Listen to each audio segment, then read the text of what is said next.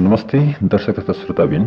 आज म कक्षा 4 को नेपाली किताबबाट साथी नामको कथा लिएर उपस्थित भएको छु। कृपया सुनेर कमेन्ट, लाइक अनि शेयर गरिदिनु होला। साथी, आज नातिनी आउन अलि ढिलो हुन्छ रे। म घर फर्किन साथ सासु आमाले सुनाउनु भयो। किन ढिलो हुन्छ? तिर्खाए कि मैले पानी पिएपछि सोधे। विद्यालयबाट आज बाहिर लाँदैछन् रे, सभा हलमा कार्यक्रम छ भनेकी थिए। सपक्क पछ्यौरी ओर्दै उहाँले जवाब दिनुभयो। मलाई त शिल्पाले केही भनिन, मैले बस्दै भने। मैले पनि सबै कुरा भने कि होइन, लुगा झोलामा हाल्दै थिए। मैले किन लिएर जान लागे कि भनेर सोधे। उसले विद्यालयमा लुगा फेरेर कार्यक्रममा जाने हो भनेकी थिए।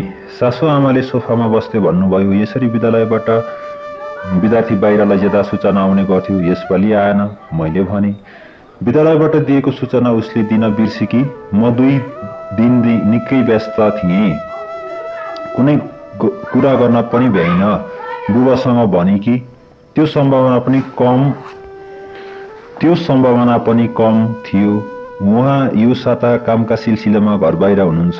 पहिला अलि सानो कक्षामा हुँदा उसले चिठी दिन बिर्सिन्थे। त्यसबेला गृह कार्य गर्न सहयोग गर्थे, झोला मिलाइदिने गर्थे र आफैले झोलामा चिठी भेटाउ। अब त अलि ठुलो कक्षामा पुगी, सहयोग गर्न पनि पर्दैन। त्यसकारण उसले चिठी दिन बिर्सिएका बेलामा मैले भेटाउने कुरै भएन। म उज्यालो हुनसाथ काममा गएकी थिएँ, त्यसैले भोक निकै लागेको थियो। खाना खान भान्सातिर पसे, खाना रुचि भएन। घरको काम गर्न पनि मन लागेन।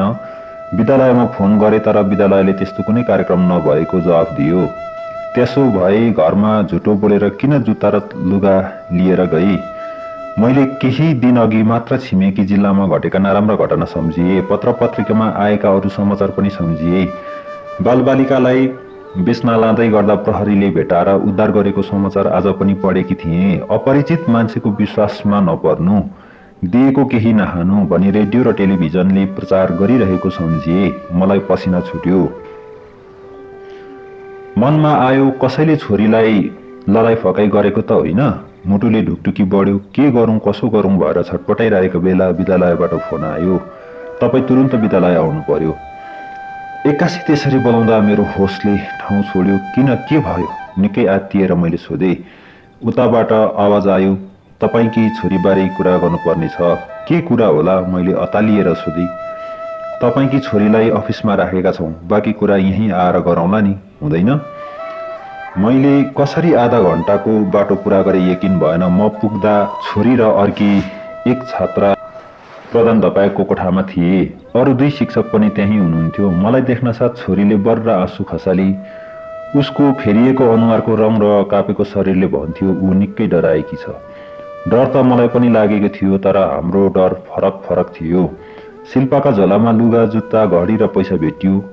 त्यो सबै तपाईँले उनकी साथीलाई लागि पठाउनु भएको हो र? प्रधानाध्यापकले सोध्नुभयो। हो। छोरीको डराएको अनुहार हेरेर मैले झुटो बोलिदिएँ। मेरो झुटो त्यति विश्वासिलो थिएन। गुरुका अनुभवी आँखाले पत्तो पाइहाले। एकछिन सोचेर प्रधानाध्यापकले भन्नुभयो, छोराछोरीको गल्तीमा झुटो बोलेर छोपिदिनु आमा बुबाको अर्को ठुलो कमजोरी हो। हामीले विद्यार्थीको भविष्य बनाउन पुरा जीवन दिएका हुन्छौँ, त्यसैले हामीसँग लुकाउने कोसिस गर्नु हुँदैन। कुनै समस्या परे शिक्षक र अभिभावक मिलेर सुल्झाउनुपर्छ। मेरो शिर लासले झुक्यो। प्रधानाध्यापकले सोध्नुभयो, ल भन त शिल्पा, आमा बुबालाई नसोधी किन लिएर आए कि यति धेरै सामान? ऊ केही बोलिन। साथीले मागेको हो तिमीसँग? प्रधानाध्यापकले आफ्ना दुवै छात्रातिर पालै-पालो हेरेर सोध्नुभयो। होइन गुरु, मैले मागेको होइन। मेरी सानीमाले राम्रो स्कर्ट ल्याइदिनु भएको छ, तिम्रो सबैभन्दा मनपर्ने साथीलाई दिनु भन्नुभएको छ भनेकी थिए। मैले पर्दैन, मलाई चाहिँदैन भनेकी थिएँ। सहपाठीले भनिन्। शिल्पा केही बोलिन, जमिनतिर हेरेर उभिरहेकी थिए। ल अहिलेलाई तिमी जाऊ। प्रधानाध्यापकले शिल्पाकी सहपाठीलाई बिदा दिनुभयो। तपाईँकी छोरीले मसँग मात्र साथी बन्ने भए म विदेशी चकलेट र घडी ल्याइदिन्छु भनेर अर्को एकजनासँग पनि भनेको सुन्नमा आयो। सोफामा बसेका शिक्षकले भन्नुभयो, हो तिमीले त्यसो भनेको हो? मैले सोधेँ। जवाफमा छोरी एक शब्द बोलिन। तिमी पहिला जेहेन्दर विद्यार्थी हौ, आज भोलि पढाइमा त्यति मन नलगाएको मन लगाएको देखिँदैन, झगडालु पनि भएकी छेउ भन्ने थाहा भयो। के हो तिम्रो सत्य कुरा भन, शिक्षकले सोध्नुभयो। मेरा कोही पनि साथी छैनन्, मसँग कोही पनि साथी बन्दैनन्, उसले शिर झुकाएरै भनी। साथी बनाउन यसो गरेको, मैले सोधे।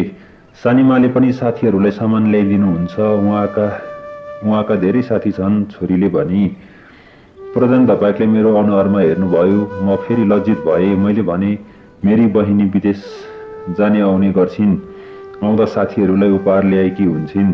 साथीलाई उपहार दिनु नराम्रो होइन, तर गलत नियत र स्वार्थले दिनु राम्रो होइन।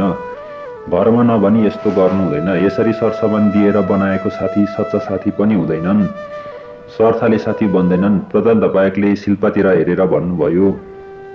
कसरी बन्छन् राम्रा साथी? यही प्रश्न सोधे झैँ शिल्पाले आफ्ना गुरुतर्फ हेरी। उहाँले बुझे जस्तै गरी भन्नुभयो, साथीलाई अप्ठ्यारो परेका बेला सहयोग गर्नुपर्छ, उनीहरूको कुरा सुन्नुपर्छ, आफू पनि छलफलमा सक्रिय सहभागी हुनुपर्छ, साथीसँग बोल्ने गर्नुपर्छ, घमण्डी हुनु हुँदैन, पढाइमा मेहनत गर्नुपर्छ, अनुशासनमा बस्नुपर्छ, आफूले जानेका कुरा सिकाउन पछि हट्नु हुँदैन, कसैको शारीरिक वा आर्थिक अवस्थालाई हेरेर होच्याउनु हुँदैन, झुटो पनि कहिल्यै बोल्नु हुँदैन। त्यति गरी आफै नजिक हुन्छ र साथी पनि बन्छन्। किन मेरा साथी हुन खोज्दैनन्? सबैका मिल्ने साथी छन्, मेरा मात्र छैनन्, शिल्पाले सहज रूपमा भनी। प्रधान धपाकले भनेअनुसार गर्दै जाऊ, साथी हुन्छन्। अरू तरिकाले साथी बन्छु र बनाउँछु भन्ने कहिले नसोच्नु।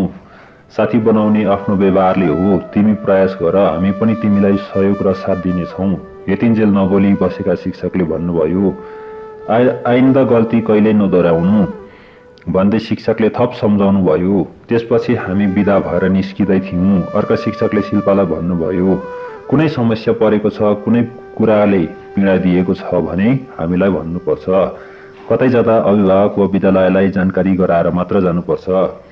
छोरी ढोका बाहिर पुगेकी थिए, म निस्किँदै थिएँ। प्रधान धपाकले भन्नुभयो, जतिसुकै व्यस्त भए पनि आमा बुबाले छोराछोरीका लागि समय निकाल्नुपर्छ, उनीहरूसँग साथी जस्तै भइदिनुपर्छ।